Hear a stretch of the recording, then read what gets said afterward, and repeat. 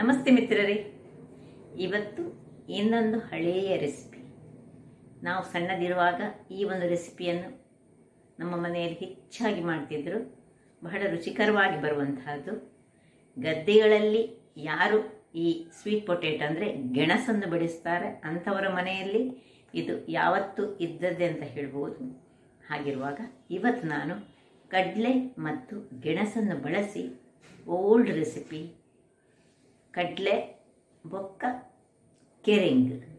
ಕೆರೆಂಗದ ಉಪ್ಕರಿ ಒಂದು ಬೇರೆ, ಅದರೊಟ್ಟಿಗೆ ಕಡಲೆಯನ್ನು ಸೇರಿಸಿ ಮಾಡುವಂತಹ ಉಪ್ಕರಿ ಒಂದು ಬೇರೆ, ಅಂದರೆ ಬೆಳಗಿನ ಬ್ರೇಕ್ಫಾಸ್ಟ್. ಹಾಗಾದರೆ ಈ ಆರೋಗ್ಯದಾಯಕವಾದ ಹಾಗೂ ರುಚಿಕರವಾದ ಒಂದು ಪ್ರೋಟೀನ್ಸ್ ಉಂಟು, ಕಾರ್ಬೋಹೈಡ್ರೇಟ್ಸ್ ಎರಡೂ ಮಿಶ್ರಿತವಾದಂತಹ ಈ ಒಂದು ಬೆಳಗಿನ ಉಪಹಾರ ತುಳುನಾಡಿನಲ್ಲಿ ಅತ್ಯಂತ ಹಿಂದಿನ ಕಾಲದಲ್ಲಿ, ಈಗ ಅಲ್ಲ, ಉಪಯೋಗಿಸುತ್ತಿದ್ದಂತಹ ಒಂದು ಬ್ರೇಕ್ಫಾಸ್ಟ್. ಹಾಗಾದರೆ ಈ ಒಂದು ರೆಸಿಪಿಯನ್ನು ಹೇಗೆ ಮಾಡುವುದೆಂದು ನೋಡುವ ಮೊದಲು ಯಾರೆಲ್ಲ ಇನ್ನೂ ಸಬ್ಸ್ಕ್ರೈಬ್ ಆಗಿಲ್ಲ ಅಂಥವರು ದಯವಿಟ್ಟು ಸಬ್ಸ್ಕ್ರೈಬ್ ಆಗಿ ಸಪೋರ್ಟ್ ಮಾಡಿ ಅಂತ ಹೇಳುತ್ತಾ ಬನ್ನಿ ಈ ಒಂದು ರುಚಿಕರವಾದ ರೆಸಿಪಿಯನ್ನು ಹೇಗೆ ಮಾಡುವುದೆಂದು ನೋಡೋಣ.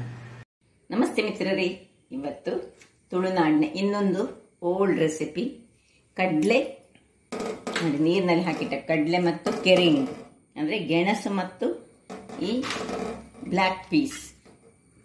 ಸೊ ಈ ಕಡಲೆಯನ್ನು ಬಳಸಿ ನಾವು ಒಂದು ರುಚಿಕರವಾದ ಬ್ರೇಕ್ಫಾಸ್ಟನ್ನು ಮಾಡೋಣ. ಬೇಕಾಗುವ ಸಾಮಗ್ರಿಗಳು ಇಲ್ಲಿ ನೋಡಿ. ಈ ಕಾಯಿ ಮೆಣಸು ತೆಗೆದುಕೊಂಡಿದ್ದೇನೆ ನಾನು ಎರಡು. ನೀವು ಬೇಕಿದ್ರೆ ಕೆಂಪು ಮೆಣಸು ತೆಗೆದುಕೊಳ್ಬೋದು. ಒಂದು ಇಂಚಿನಷ್ಟು ಶುಂಠಿ ಬೇಕು, ಒಂದು ನೀರುಳ್ಳಿ ತುಂಬ ಬೇಕಂತ ಇಲ್ಲ, ಒಂದು ತುಂಡು ಬೆಲ್ಲ, ಒಂದು 30 ಗ್ರಾಮ್ಸ್ನಷ್ಟು ಅಂದರೆ ಒಂದು ಸಣ್ಣ ಹಿಡಿಯಷ್ಟು ತೆಂಗಿನ ತುರಿ, ಒಂದು ಚಮಚ ಸಾಸಿವೆ, ಒಂದು ಚಮಚ ಉದ್ದಿನ ಬೇಳೆ, ಈ ಕರಿ ಲೀವ್ಸ್, ಎಣ್ಣೆ, ಸ್ವಲ್ಪ ಹಿಂಗು ಮತ್ತು ಉಪ್ಪು. ಈಗ ಮೊದಲಿಗೆ ಈ ಕಡಲೆಯನ್ನು ಈ ಕುಕ್ಕರ್ನಲ್ಲಿ ನಾವು ಬೇಯಿಸ್ಕೊಳ್ಳೋಣ. ಮೊದಲನೇ ಕೆಲಸ ಇದು. ಕುಕ್ಕರಿಗೆ ಹಾಕ್ಕೊಂಡು ಸ್ವಲ್ಪ ನೀರು ಮತ್ತು ಸ್ವಲ್ಪ ಹಿಂಗು ಹಾಕಿ ನಾವು ಇದನ್ನು ಸ್ವಲ್ಪ ಹಿಂಗು ಅಂದರೆ ಈ ಗ್ಯಾಸ್ಟ್ರಿಕ್ ಅಂಶವನ್ನು, ಎರಡು ಸಹ ಗ್ಯಾಸ್ಟ್ರಿಕ್ ಆದ್ರಿಂದಾಗಿ ಸ್ವಲ್ಪ ಇದಕ್ಕೆ ಸಹ ಹಿಂಗು ಹಾಕೊಳ್ಳೇಬೇಕು. ಮತ್ತೆ ಬೇಕಿದ್ರೆ ಕಟ್ ಮಾಡಿ ಶುಂಠಿ ಅನ್ಸಿ ಇಲ್ಲಿ ಬೇಯಿಸುವಾಗ ಹಾಕೊಳ್ಬೋದು. ನಾನು ಹಾಕೊಳ್ತಿದ್ದೇನೆ, ಸ್ವಲ್ಪ ಹಿಂಗು ಹಾಕೊಳ್ತಿದ್ದೇನೆ. ಸ್ವಲ್ಪ ಹಿಂಗು, ಇನ್ನು ನೀರು, ತುಂಬ ನೀರು ಹಾಕೊಳ್ಳೋದು ಬೇಡ, ಎಷ್ಟು ಮುಳುಗಿಕೊಳ್ಳುವಷ್ಟು ಅಂದರೆ ಅದು ಬೇಯುವಷ್ಟು ನೀರು ಹಾಕಿದರೆ ಸಾಕು. ಇನ್ನು ಇದನ್ನು ಮುಚ್ಚಳವನ್ನು ಮುಚ್ಚಿ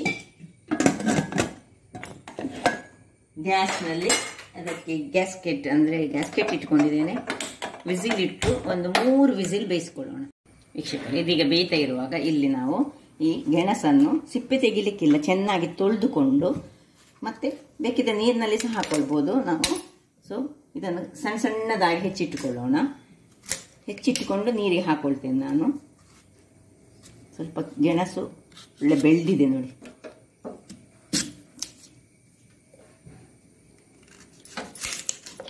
ನೋಡಿ, ಇಷ್ಟು ದೊಡ್ಡದಾಗಿ ಕಟ್ ಮಾಡಿಕೊಂಡು, ಸ್ವಲ್ಪ ದೊಡ್ಡದೇ ಬೇಕು ನಮಗೆ. ಸಣ್ಣದಾದ ಅದು ನೀರಾಗ್ತದೆ, ಅದಕ್ಕಾಗಿ ನೋಡಿ ಇಷ್ಟು ದೊಡ್ಡದಾಗಿ ನಾನು ಕಟ್ ಮಾಡಿಕೊಂಡು ಎಲ್ಲವನ್ನು ಸಹ ಹೀಗೆ ಕಟ್ ಮಾಡಿ ನೀರಿನಲ್ಲಿ ಹಾಕೊಳ್ತೇನೆ.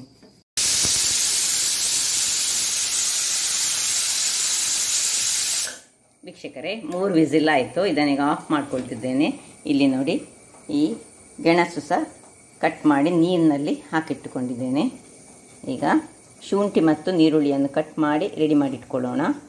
ವೀಕ್ಷಕರೇ, ಇಲ್ಲಿ ಎಲ್ಲ ಕಟ್ ಮಾಡ್ಕೊಂಡಾಯಿತು, ನೀರುಳ್ಳಿ ಆಯಿತು, ಎಲ್ಲ ಕಟ್ ಮಾಡಿಕೊಂಡೆ, ಶುಂಠಿ, ಕಾಯಿ ಮೆಣಸು. ಇಲ್ಲಿ ಒಂದು ಪಾತ್ರೆಯನ್ನು ಬಿಸಿ ಆಗಲಿಕ್ಕೆ ಇಟ್ಟಿದ್ದೇನೆ. ಕಡಾಯಿ ಇಷ್ಟರಾಯಿತು. ಇದಕ್ಕೆ ಒಂದು 4-5 ಚಮಚಗಳಷ್ಟು ಎಣ್ಣೆಯನ್ನು ಹಾಕೊಳ್ಳೋಣ. ಎಣ್ಣೆ ಬಿಸಿ ಆಗುವಾಗ ಸಾಕು, ಇಷ್ಟು ಎಣ್ಣೆ ಸಾಕು. ಈಗ ಸಾಸಿವೆ, 1 ಚಮಚದಷ್ಟು ಸಾಸಿವೆಯನ್ನು ಹಾಕೊಳ್ತಿದ್ದೇನೆ ನಾನು.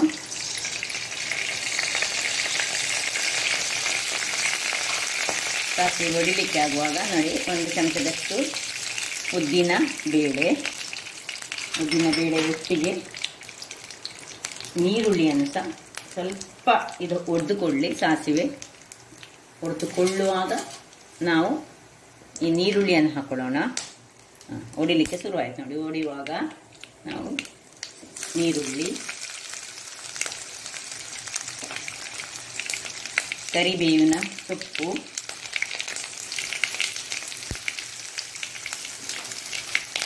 ಕಾಯಿ ಮೆಣಸು, 1 ಇಂಚಿನಷ್ಟು ಶುಂಠಿ ಬೇಕು ನಮಗೆ. ಇದು ನಾವು ಗೆಣಸನ್ನು ಯೂಸ್ ಮಾಡೋದ್ರಿಂದಾಗಿ 1 ಇಂಚಿನಷ್ಟು ಶುಂಠಿಯನ್ನು ನಾವು ಹಾಕಲೇಬೇಕು. ಇದನ್ನು ಈಗ ತಿರುಗಿಸ್ಕೊಳ್ಳೋಣ. ಆಲ್ರೆಡಿ ನಮ್ಮದು ಈ ಉದ್ದಿನ ಬೇಳೆ ನೋಡಿ ಕಲರ್ ಚೇಂಜ್ ಆಗ್ತಾ ಬಂತು. ಕಲರ್ ಚೇಂಜ್ ಆಗುವಾಗಲೇ ನಾವು ಈರುಳ್ಳಿಯನ್ನು ಹಾಕ್ಕೊಳ್ಬೇಕು. ಇಲ್ಲಿ ನಾವು ನೋಡಿ ಸಣ್ಣದಾಗಿ ಹೆಚ್ಚಿಟ್ಟುಕೊಂಡು ನೀರಿನಲ್ಲಿ ಹಾಕಿದ್ರೆ ಸ್ಟಾರ್ಚ್ ನೋಡಿ ಎಷ್ಟು ಬಿಟ್ಟಿದೆ ನೋಡಿ. ತುರಿಗೆ ಇದನ್ನು ಚೆನ್ನಾಗಿ ತೊಳೆದುಕೊಳ್ಬೇಕು. ಸಣ್ಣ ಬ್ರಷಲ್ಲಿ ತೊಳೆದುಕೊಳ್ಬೇಕು, ಅಷ್ಟು ಮಣ್ಣಿರ್ತದೆ. ಯಾಕೆಂದರೆ ನಾವು ಸಿಪ್ಪೆಯನ್ನು ಸಹ ಯೂಸ್ ಮಾಡೋದ್ರಿಂದಾಗಿ ನೋಡಿ. ಹಾಗಾಗಿ ಚೆನ್ನಾಗಿ ತೊಳೆದ ಮೇಲೆ ಹೀಗೆ ನೀರಿನಲ್ಲಿ ಹಾಕಿಟ್ಕೊಂಡು ಒಂದು 10-15 ನಿಮಿಷ ನೀರಿನಲ್ಲಿ ಇಡಬೇಕಿದೆ. ಇದು ಸ್ಟಾರ್ಚ್ ಎಲ್ಲ ಬಿಟ್ಟುಕೊಳ್ಬೇಕು. ಆಮೇಲೆ ನೋಡಿ ಇದನ್ನು ಚೆನ್ನಾಗಿ ಹೀಗೆ ಹಿಂಡಿಕೊಂಡು ಇಲ್ಲಿ ಹಾಕೊಳ್ಳೋಣ.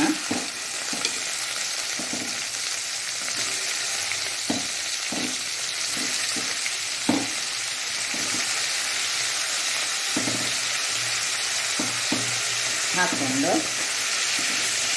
ಚೆನ್ನಾಗಿ ಸ್ವಲ್ಪ ಒಗ್ಗರಣೆಯಲ್ಲಿ ಇದು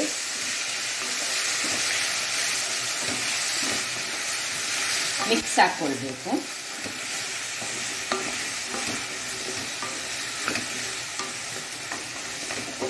ಉರಿ ದೊಡ್ಡದಿರಲಿಲ್ಲ. ಈಗ ಇನ್ನು ಸ್ವಲ್ಪ ಉಪ್ಪನ್ನು ಹಾಕೊಳ್ಳೋಣ. ಉಪ್ಪು ನಿಮಗೆ ರುಚಿಗೆ ತಕ್ಕಷ್ಟು. ನಾವು ಇದಕ್ಕೆ ಸಹ ಹಾಕೊಳ್ಳಿಲ್ಲ, ಯಾವುದಕ್ಕೆ ಹೇಳಿದರೆ ಈ ಕಡಲೆ ಬೇಯಿಸುವಾಗ ಉಪ್ಪು ಏನು ಹಾಕೊಳ್ಳಿಲ್ಲ. ಅದರಿಂದಾಗಿ ಉಪ್ಪು ನೋಡಿಕೊಂಡು ಹಾಕ್ಕೊಳ್ಳಿ, ಬೇಕಿದಷ್ಟು ಮಾತ್ರ. ಸೊ ಉಪ್ಪು ಹಾಕಿ ಸ್ವಲ್ಪ ತಿರುಗಿಸಿಕೊಂಡು ಇಲ್ಲಿ ನೋಡಿ ಇದು ತಣ್ಣಗಾಗಿದೆ. ಈಗ ಇದನ್ನು ತೆಗೆದುಕೊಂಡು ಇದರಲ್ಲಿ ಹೆಚ್ಚು ನೀರಿಲ್ಲ ನೋಡಿ, ತುಂಬ ನೀರು ಹಾಕೊಳ್ಳಿಲ್ಲ ನಾವು. ಇಲ್ಲಿ ಸಹ ಹಾಗೆ ಇದಕ್ಕೆ ಏನು ನೀರು ಹಾಕೊಳ್ಳಿಲ್ಲ. ಈಗ ಒಗ್ಗರಣೆಯಲ್ಲಿ ಇದು ಒಳ್ಳೆ ಮಿಕ್ಸ್ ಆಯಿತು. ಇದನ್ನೀಗ ಇದಕ್ಕೆ ಶಿಫ್ಟ್ ಮಾಡಿಕೊಳ್ತಿದ್ದೇನೆ. ಬೆಂದಂತಹ ಕಡಲೆಯನ್ನು ಇದಕ್ಕೆ ಶಿಫ್ಟ್ ಮಾಡಿಕೊಳ್ಳೋಣ. ಇನ್ನು ಇದಕ್ಕೆ 1 ತುಂಡುನಷ್ಟು ಬೆಲ್ಲವನ್ನು ಹಾಕ್ಕೊಂಡು ನಾವು ಮುಚ್ಚಳವನ್ನು ಮುಚ್ಚಿಕೊಂಡು ಬೇಯಿಸ್ಕೊಳ್ಳೋಣ. ಮತ್ತೆ ತೆಂಗಿನ ತುರಿ ಎಲ್ಲ ಹಾಕೊಳ್ಳಿಕ್ಕೆ ಉಂಟು. ವೀಕ್ಷಕರೇ, ಒಂದು 5 ನಿಮಿಷಗಳ ಬಳಿಕ ನೋಡಿ ಒಳ್ಳೆ ಬೇಯ್ತಾ ಉಂಟು. ಫುಲ್ ಬೇಯಲಿಲ್ಲ, ಅದು ಚೆಕ್ ಮಾಡಿಕೊಳ್ಳಿ. ಈಗ ಒಂದು ಚೂರು ಹಳದಿ ಪುಡಿ, ಇದು ಆಪ್ಷನಲ್, ಬೇಕಿದ್ರೆ ಹಾಕ್ಕೊಳ್ಬೋದು, ಬೇಡದಿದ್ದರೆ ಬಿಡ್ಬೋದು. ಮತ್ತೆ ಹಳದಿ ಪುಡಿಯನ್ನು ಹಾಕ್ಕೊಂಡು ಹೀಗೆ ತಿರುಗಿಸ್ಕೊಳ್ಳೋಣ. ಇನ್ನು ತೆಂಗಿನ ತುರಿ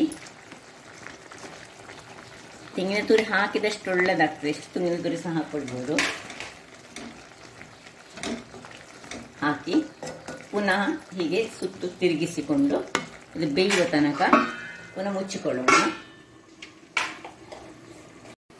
ವೀಕ್ಷಕರೇ, ಇಲ್ಲಿ ನೋಡಿ 5 ನಿಮಿಷಗಳ ಬಳಿಕ ಎಲ್ಲ ನೀರು ಆರಿ ಹೋಗ್ತಾ ಬಂತು. ಸ್ವಲ್ಪ ನೀರು ನೋಡಿ ಇದರಲ್ಲಿ ಉಳಿದಿದೆ. ಅದಕ್ಕಾಗಿ ನಾವು ಹೆಚ್ಚು ನೀರನ್ನು ಹಾಕಲಿಕ್ಕೆ ಹೋಗಬಾರ್ದು. ಸ್ವಲ್ಪ ನೋಡಿ ಆಯಿತು. ಇನ್ನು ಸ್ವಲ್ಪ 1-2 ನಿಮಿಷಗಳ ಕಾಲ ಹೀಗೆ ಓಪನ್ ಇಟ್ಟು ಬೇಯಿಸ್ಕೊಳ್ಳೋಣ. ಎಲ್ಲ ಬೆಂದಿದೆ. ಇಲ್ಲಿ ಈ ಹೊತ್ತಿನಲ್ಲಿ ಒಮ್ಮೆ ಚೆಕ್ ಮಾಡಿಕೊಳ್ಳಿ, ಒಂದು ಚೂರು ಉಪ್ಪೆಲ್ಲ ಕರೆಕ್ಟ್ ಉಂಟಾ ಅಂತ. ಉಪ್ಪು ಕರೆಕ್ಟ್ ಆಗಿದೆ. ಬೆಲ್ಲ ಸಹ ಹದಾದಲ್ಲಿ ಉಂಟು. ರುಚಿಯಾದ ಬ್ರೇಕ್ಫಾಸ್ಟ್ ರೆಡಿ ಆಗ್ತಾ ಉಂಟು. ಈಗ 1-2 ನಿಮಿಷದಲ್ಲಿ ಇದನ್ನು ಆಫ್ ಮಾಡ್ಕೊಳ್ಳೋಣ. ವೀಕ್ಷಕರೇ, ಆಯಿತು, ಇದನ್ನು ಆಫ್ ಮಾಡಿಕೊಂಡೆ. ಈಗ ಸರ್ವಿಂಗ್ ಟೈಮ್ ನೋಡಿ ಹೀಗೆ ಬಂದಿದೆ ನೋಡಿ. ಆರೋಗ್ಯಕ್ಕಂತೂ ಬಹಳ ಉತ್ತಮ. ಕಾರ್ಬೋಹೈಡ್ರೇಟ್ಸ್ ಉಂಟು, ಅದರೊಟ್ಟಿಗೆ ಪ್ರೋಟೀನಿಂದ ಕೂಡಿದಂತಹ ಕಡಲೆ ಉಂಟು. 2 ಆರೋಗ್ಯಕ್ಕೆ ಉತ್ತಮ.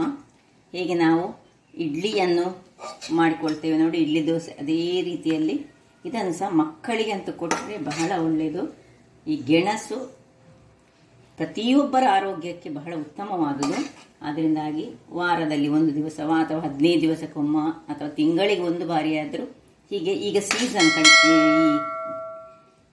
ಗೆಣಸಿನ ಸೀಸನ್, ತುಂಬ ಗೆಣಸು ಬರ್ತದೆ ಮಾರುಕಟ್ಟೆಯಲ್ಲಿ. ನೋಡಿದ್ರಲ್ಲ ವೀಕ್ಷಕರೇ, ಒಂದು ಸುಲಭ ರೀತಿಯಲ್ಲಿ ಮಾಡುವಂತಹ ಒಂದು ಬಹಳ ರುಚಿಕರವಾದ ಕರಾವಳಿಯವರ ಏಜ್ ಓಲ್ಡ್ ರೆಸಿಪಿ ಇದು. ಹಿಂದಿನ ಕಾಲದಲ್ಲಿ ಹೆಚ್ಚಾಗಿ ಗೆಣಸಿದ್ರೆ ಸಾಕು, ಒಂದು ಕಡಲೆಕಾಳು ನಮಗೆ 50 ಗ್ರಾಮ್ಸ್ ಅಥವಾ 100 ಗ್ರಾಮ್ಸ್ ಅಷ್ಟನ್ನು ನಾವು ನೆನೆ ಹಾಕಿಟ್ರೆ ಸಾಕು. ಈ ಒಂದು ರುಚಿಕರವಾದ ಬ್ರೇಕ್ಫಾಸ್ಟ್ ಅನ್ನು ಅಥವಾ ಸಂಜೆಗೆ ಸಹ ತಿನ್ನಬಹುದು. ಈವ್ನಿಂಗ್ ಸ್ನ್ಯಾಕ್ಸ್ ಆಗಿಸಿ ಇದನ್ನು ಯೂಸ್ ಮಾಡಬಹುದು, ಬ್ರೇಕ್ಫಾಸ್ಟ್ ಅಂತೇಳಿ ಅಲ್ಲ. ಹಾಗಾದ್ರೆ ನನ್ನ ಕುಕಿಂಗ್ ಚಾನಲ್ ನಿಮಗೆ ಇಷ್ಟ ಆದರೆ ಬೋಳೂರು ಸುವರ್ಣ ಚಾನಲ್ ಅನ್ನು ಲೈಕ್ ಮಾಡಿ, ಶೇರ್ ಮಾಡಿ, ಹಾಗೂ ಸಬ್ಸ್ಕ್ರೈಬ್ ಮಾಡಿ, ಹಾಗೂ ನನ್ನ ಇನ್ಸ್ಟಾಗ್ರಾಮ್ ಪೇಜನ್ನು ಫಾಲೋ ಮಾಡಿ. ಧನ್ಯವಾದಗಳು.